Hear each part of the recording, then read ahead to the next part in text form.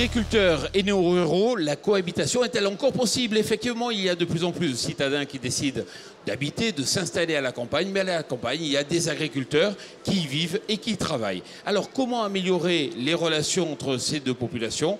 On va en parler avec Isabelle Delpech. Bonjour. Bonjour. Alors, vous représentez ici l'UIPP. L'UIPP, c'est l'Union de l'industrie de la protection des plantes. Voilà. Et puis, Michael Jacquemin, bonjour. Bonjour. Vous représentez ici FAR. FAR, ça signifie C'est le Forum des agriculteurs responsables. De l'agriculture respectueuse de l'environnement. Voilà. Alors, j'ai une première question à vous poser. Vous êtes agriculteur dans la Marne, je crois. Céréalier, éleveur, vous faites les deux? J'ai les deux sur mon exploitation. Bon, donc vous pouvez parler effectivement de la façon la plus large possible. Est-ce qu'aujourd'hui, il y a des néo-ruraux dans votre région et comment ça se passe? Oui, bien sûr, dans nos communes rurales, on a de plus en plus de néo-ruraux qui viennent profiter des avantages de la vie dans le milieu rural. Et globalement, ça se passe plutôt bien. Il faut apprendre à se connaître, c'est la première chose. Quand les uns et les autres font la démarche de prendre le temps de se connaître, il n'y a pas de souci. Et quand il y a des soucis, c'est à cause de quoi? Non, mais on est conscient aussi qu'on peut être source de quelques petites nuisances. J'ai de l'élevage, il peut y avoir des petites nuisances olfactives, des petites nuisances de bruit, des fois des horaires de travail. Même le week-end, l'élevage, le week-end, on travaille aussi. Donc évidemment, ça peut des fois générer des petits conflits. Mais on s'explique et généralement, on trouve des solutions. Ça veut dire que le secret, c'est la communication? C'est la base, c'est le principe. Donc c'est pour ça que je fais partie du réseau phare. Communiquer, communiquer. Alors quand vous dites communiquer, ça veut dire quoi de façon concrète? Faire visiter son exploitation, expliquer exactement l'agriculture d'aujourd'hui, comment on travaille. L'agriculture d'hier qu'a pratiqué mon grand-père n'a rien à voir avec celle d'aujourd'hui. Et souvent, les gens ont quand même encore l'esprit de l'agriculture un peu idyllique d'hier.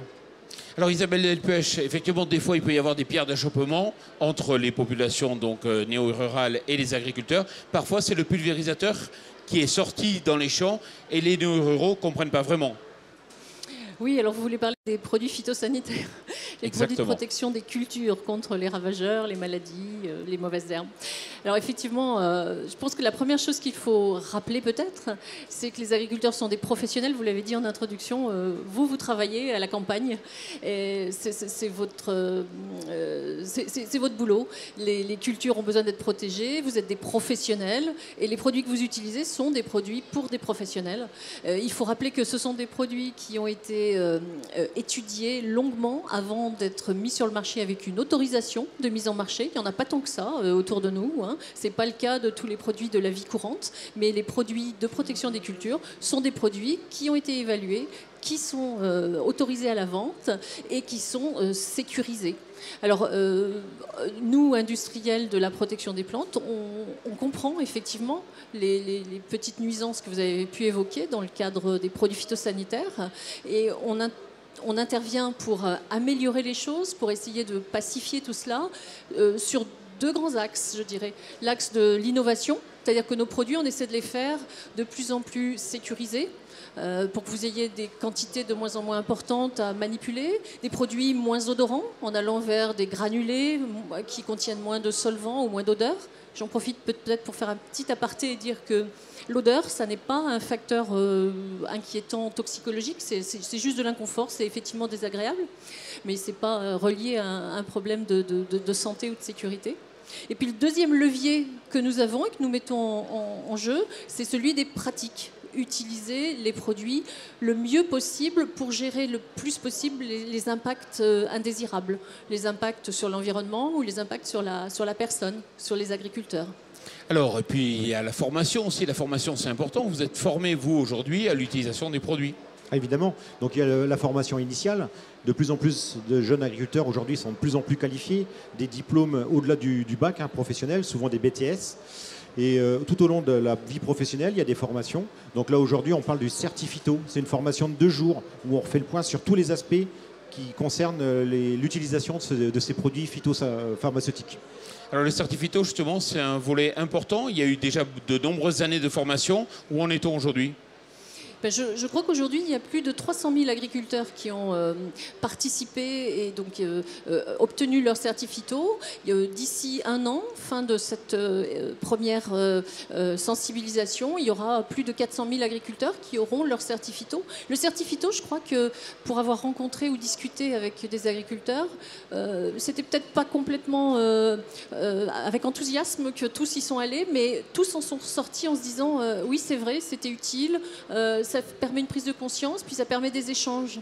Et nous, au niveau de l'industrie, on a essayé de contribuer avec des exemples concrets, des services, des outils qui permettent là aussi de diminuer l'impact, de diminuer les contacts de l'environnement ou de la personne. Je donnerai un exemple simple de choses qui sont mises à profit, enfin décrits dans les certificats. C'est des tabliers pour la préparation du pulvérisateur qui permettent de façon rapide et adéquate, pertinente, de permettre à l'agriculteur de préserver sa cote de travail propre pendant le court moment où il remplit le pulvérisateur.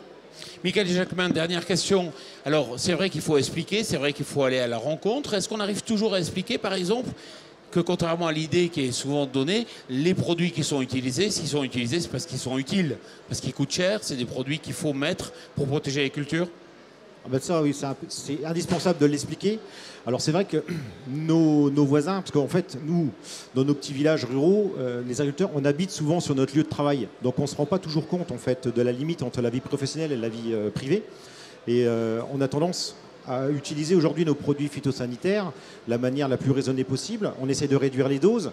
Pour réduire les doses, les quantités, on est obligé d'utiliser les meilleures conditions favorables au niveau climatique. Et souvent, ces meilleures conditions favorables, c'est tôt le matin, tard le soir. Et là, c'est important qu'on aille s'expliquer vis-à-vis de nos voisins. Parce qu'ils nous voient sortir avec notre appareil de traitement des horaires où eux, ils sont rentrés du travail, quoi.